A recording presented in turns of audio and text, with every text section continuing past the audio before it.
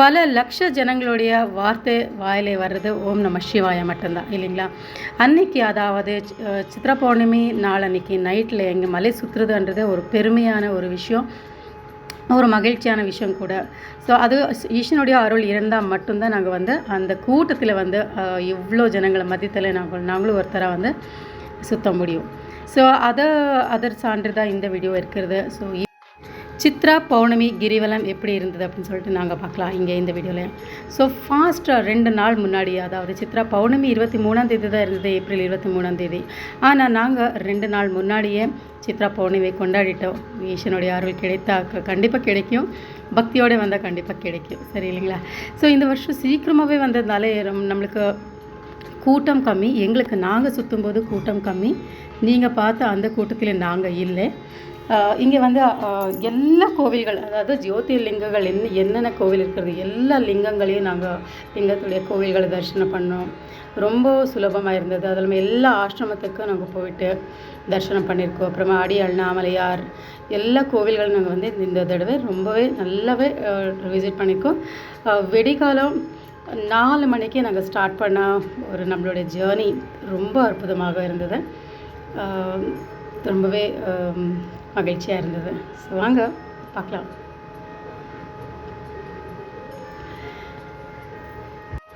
சித்ரா பௌர்ணமி அன்றைக்கி நாங்கள் சுற்றும்போது மண்டபம் அப்படின்னு இருக்கின்ற அந்த ஸ்டாப்லேருந்து தான் நாங்கள் ஸ்டார்ட் பண்ணுவோம்.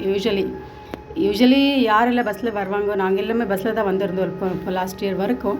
ஸோ பஸ்ஸஸ் வந்து ரொம்ப பின்னாடி, எவ்வளோ ஒரு 6 to 7 கிலோமீட்டர்ஸ் பின்னாடி தான் ஒரு பஸ் ஸ்டாப்பில் தான் நிற்க வைப்பாங்க. அங்கேருந்து நாங்கள் மெயின் கோபுரத்துக்கு வர்றதுக்கு ஒரு 6 கிலோமீட்டர்ஸ் ப்ளஸ் கிரிவலம் 14 kilometres. So totally nearly 22 kilometres ஆகிடும். 2 நாளுக்கு முன்னாடியே நாங்கள் வந்து கிரிவலத்துக்கு வந்ததுனால அவ்வளோ ஒன்றும் எங்களுக்கு அலைச்சல் தெரியல. அதுவும் இல்லாமல் நாங்கள் வந்து எல்லா கோவிலையும் தரிசனம் பண்ணிவிட்டு மெயின் கோபுரம் ராஜகோபுரம்குள்ளேயே போயிட்டு அங்கேயும் நாங்கள் வந்து சாமி தரிசனம் இந்த வருஷம் கிடைச்சிது. இந்த வால் ட்ராயிங்ஸ் எல்லாம் பார்க்குறதுக்காகவே என்னோடய பையன் 2வது தடவை கிரிவலம் வந்திருக்கா. ஸோ ரொம்பவே நல்லா இருந்தது அந்த ட்ராயிங்ஸ் எல்லாம் பார்க்குறதுக்கு ப்ளஸ் அதெல்லாம் கேப்சர் பண்ணிட்டு வந்திருக்கோம். ஸோ அவனும் இப்போ ட்ரா பண்ண போகிறோம்.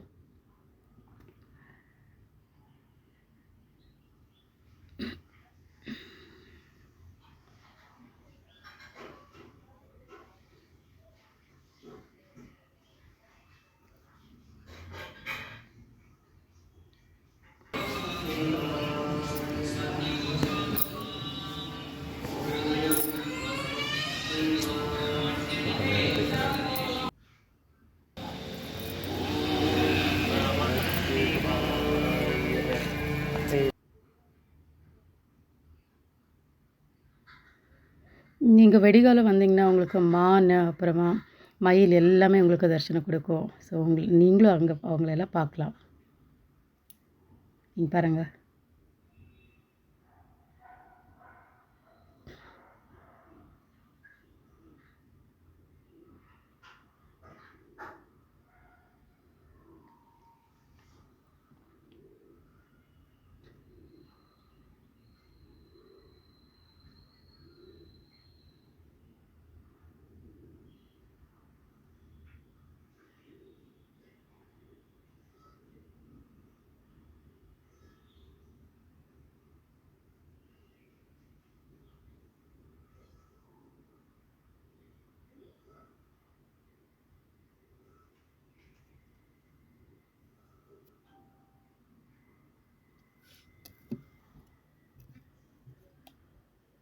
மானு தெரியவே தெரியல.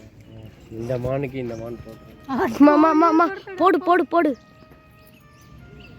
சாரி. ஐயோ பாவம். எப்படி எடுறேன் நான் நிற்கிறேன். அப்போ எடுறேன் அப்போ சீக்கிரம் அப்போ எடுத்து.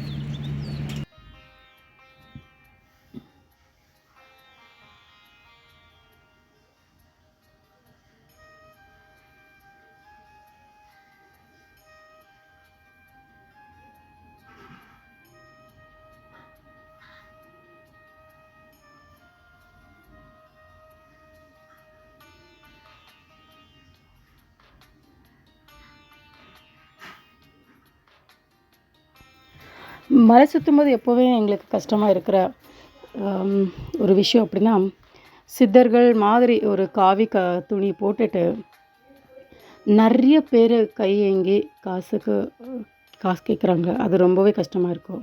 ஸோ எப்போவுமே ஒரு சில காயின்ஸ் எல்லாம் எடுத்துகிட்டு போயிடுவோம். முடிஞ்ச அளவுக்கு நாங்கள் போட்டுட்டு இருப்போம். ஆனால் இந்த வருஷமும் அதே மாதிரி நம்மளுக்கு கொஞ்சம் எடுத்துன்னு போயிருந்தால் அது பத்தவே இல்லை. இல்லைன்னா நிறைய பேர் இப்போது கை ஏங்கிறதுக்கு ஸ்டார்ட் பண்ணிகிட்டு இருக்கிறாங்க. அது பார்க்கறதுக்கு ரொம்பவே கஷ்டமாக இருக்கும். ஸோ அவங்கள என்ன தீட்சை எடுத்துகிட்டு ஏன்னா நாங்கள் வந்து உழைக்கக்கூடாது அப்படின்னு சொல்லிட்டு அப்படி உக்காந்துட்டு இருக்காங்களா, இல்லை வேணும்னாலே ஒரு சோம்பேறித்தனமாக உக்காந்துட்டு இருக்காங்களான்னு தெரியல நிஜமாக. அது பார்க்குறதுக்கு ரொம்பவே கஷ்டமாக இருக்கும். பார்க்குறதுக்கு நல்லா தான் இருப்பாங்க ஆளுங்க. இருந்தாலும் சிகரெட் செய்துட்டு ஒரு லேசியாக இருப்பாங்க. அவங்களுக்கெல்லாம் நாங்கள் அமௌண்ட் கொடுத்துட்டு நாங்கள் என்கரேஜ் பண்ணால் கண்டிப்பாக நல்லா இருக்காதுன்னு நான் நினைக்கிறேன். அதனால எங்கள் வீட்டில் நான் எங்கள் பசங்களுக்கும் சொல்லியிருக்கேன், யாருக்கு ரொம்ப நிஜமாக முடியல, கை கால் விளங்கலை, இல்லை ரொம்ப வயசாகிட்டு இருக்கிறது அவங்களுக்கும் கொடுத்து நாங்கள் உதவி பண்ணலாம். நல்லா இருக்கிற ஆளுங்களுக்கு கொடுத்து நமக்கு அமௌண்ட் கொடுத்துட்டு இல்லை சாப்பாடு கொடுத்துட்டு அவங்கள வந்து லேசியாக பண்ணால் அது இறைவனுக்கு கண்டிப்பாக பொறுக்காதுன்னு தான் நான் நினைக்கிறேன். சரி இது எப்படியோ நாங்கள் வந்து இப்போது திரும்பி மலை சுற்றிட்டு இப்போ ராஜகோபுரத்துக்கு போயிட்டு இருக்கிறோம். ஸோ வாங்க ராஜகோபுரத்துக்குள்ளே நுழைந்து அருணாச்சலேஸ்வரனை நாங்கள் வந்து தரிசிக்கலாம்.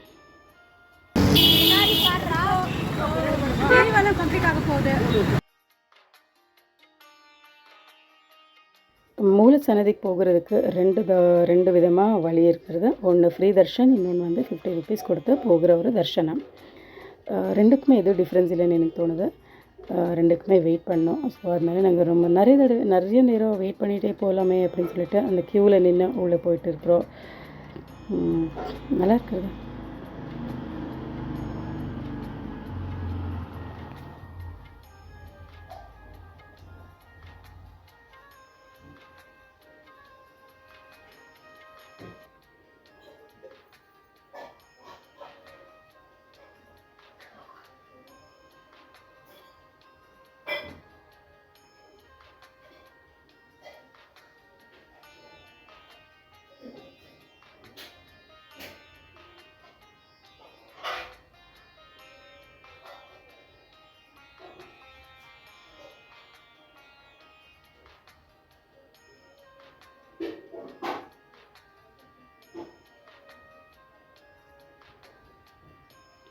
கோவிலுக்கு போனால் ரஷ் எல்லாம் பார்க்கக்கூடாது. எவ்வளோ நேரம் ஆனாலும் நின்றுட்டு நாங்கள் வந்து சாமியை பார்த்துட்டு வரணும். அதுதான் நல்லது.